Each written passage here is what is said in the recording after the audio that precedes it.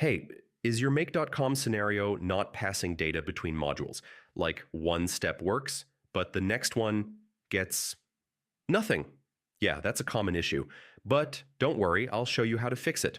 All right, first, click on the previous module and check its output. Yeah, make sure it's actually sending data. Next, check your data mapping. If fields aren't mapped correctly, the data won't pass through. Now, run the scenario once to generate fresh data. Without running it, some fields might not show up for mapping. Also, check if there's a filter blocking the data. If the condition isn't met, data won't move forward. Another thing, look at the data structure if the format is different than expected. The next module can't read it properly. Make sure you're selecting the correct fields. Yeah, sometimes there are duplicates and picking the wrong one breaks everything. If things still don't work, reconnect or re-add the module. This refreshes the mapping and fixes hidden issues. Now I run the scenario again and check if data flows correctly. And that's it.